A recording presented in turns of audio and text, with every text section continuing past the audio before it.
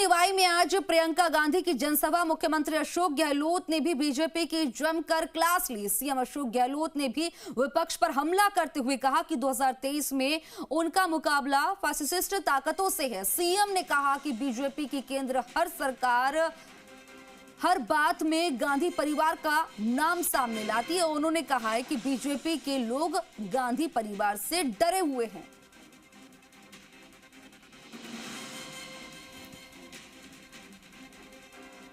हमारी ड्यूटी है किस प्रकार से हम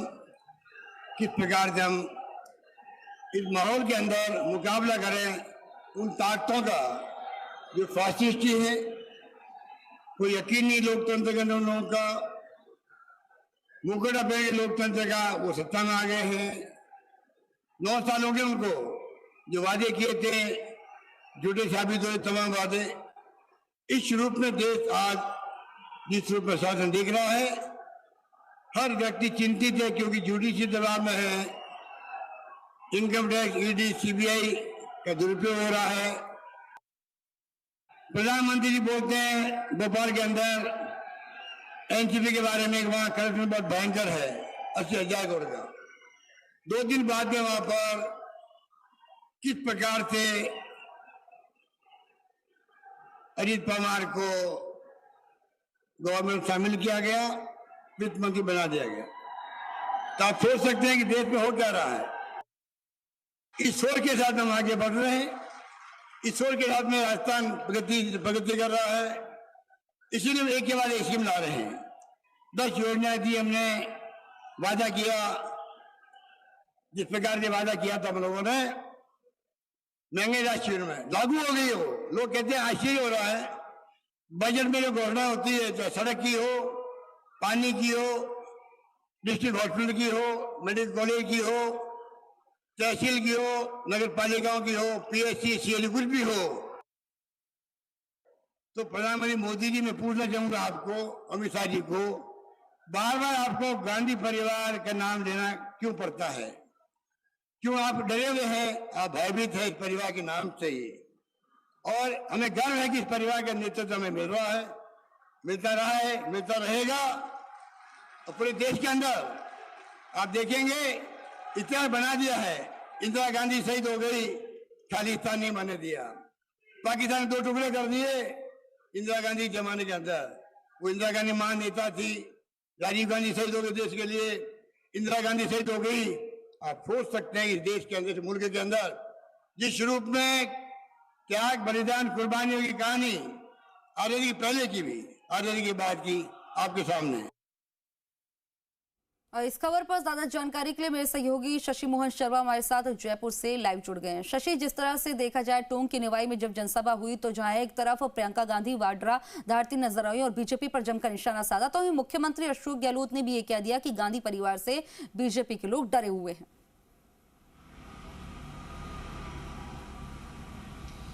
खुशबू, जिन भी नेताओं के भाषण हुए प्रियंका गांधी की मौजूदगी में, खुद प्रियंका गांधी, मुख्यमंत्री अशोक गहलोत, पूर्व उप मुख्यमंत्री सचिन पायलट, विधानसभा अध्यक्ष सीपी जोशी, रमेश मीणा और सुखजिंदर रंधावा, पीसीसी चीफ गोविंद डोटासरा, सभी का एक ही कहना था कि राजस्थान में कांग्रेस की सरकार रिपीट होगी। ये उनका दावा था। नतीजा क्या होता है ये चुनाव के परिणामों पे पता लगेगा। लेकिन आप देखिए कि प्रियंका गांधी के फेस के ऊपर ये पहली ऐसी रैली थी जो इंडिविजुअली प्रियंका गांधी के चेहरे पर राजस्थान में हुई। भीड़ की संख्या की बात कर लें आप तो कुर्सियां तकरीबन 20,000 के लगभग लगाई गई थी और भीड़ उससे ज़्यादा थी।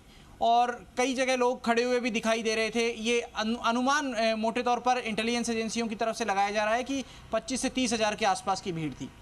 जब प्रियंका गांधी ने अपना भाषण दिया तो तकरीबन 29 मिनट के भाषण में उन्होंने अलग अलग तरीके से अपनी बात रखी। सबसे पहले राजस्थानी में शुरुआत की, जो अब से पहले कांग्रेस में गांधी परिवार का कम से कम कोई नेता नहीं दिखा सका। ना सोनिया गांधी ने कभी इस तरह की शुरुआत की, ना राहुल गांधी ने इस तरह की शुरुआत की। और राजीव गांधी के कुछ भाषण मैंने सुने हैं, उनकी बातचीत में भी इस तरह का कनेक्शन नहीं होता था कि आप लोकल डायलेक्ट में आप संवाद स्थापित करने की कोशिश कर रहे हैं।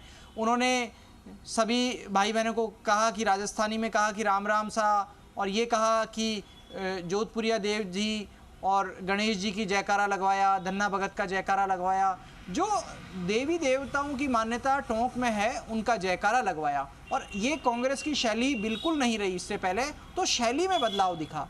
उन्होंने उनसे संवाद स्थापित किया। लोगों को पता है कि प्रियंका गांधी आमतौर पर रणथंभौर जो टाइगर रिजर्व है वहाँ पर आती हैं सेंचुरी देखने के लिए, टाइगर्स को देखने के लिए।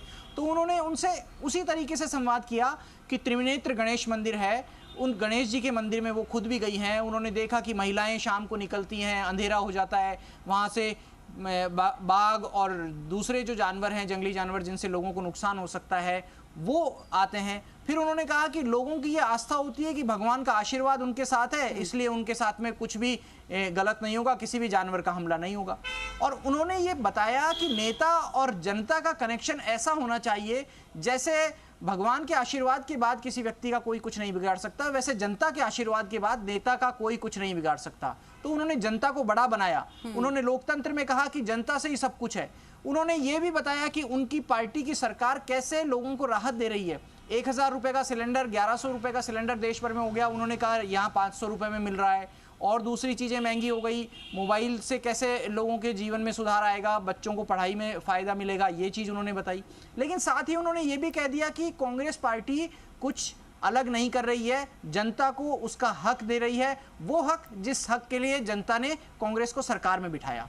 और इसके साथ में उन्होंने जनता को चेता भी दिया। चेता ऐसे दिया कि कहा नेता दो तरह के होते हैं, एक वो जो जनता की सेवा करते हैं, दूसरे वो जो अहंकार रखते हैं और जो घमंड रखते हैं। उन्होंने परोक्ष रूप से केंद्र सरकार पर कुल मिलाकर देखें तो चाहे बीजेपी कांग्रेस एक दूसरे की चीज अडॉप्ट करते हुए दिखाई दे रहे हैं कि शशि ये देखने वाली बात है कि जिस तरह से प्रधानमंत्री को देखा जाता है कि जब वो लोगों के बीच में जाते हैं तो किस तरह से वहां की शैलियों को अडॉप्ट करते हैं, उन्हीं की तरह से संवाद करते हैं, वही आज प्रियंका गांधी में दिखाई दिया। वहीं अगर बात करें तो मुख्यमंत्री ने अगर 500 का सिलेंडर कर दिया तो एमपी में जो है एमपी में 450 कर दिया। तमाम जानकारी देने के लिए बहुत बहुत शुक्रिया।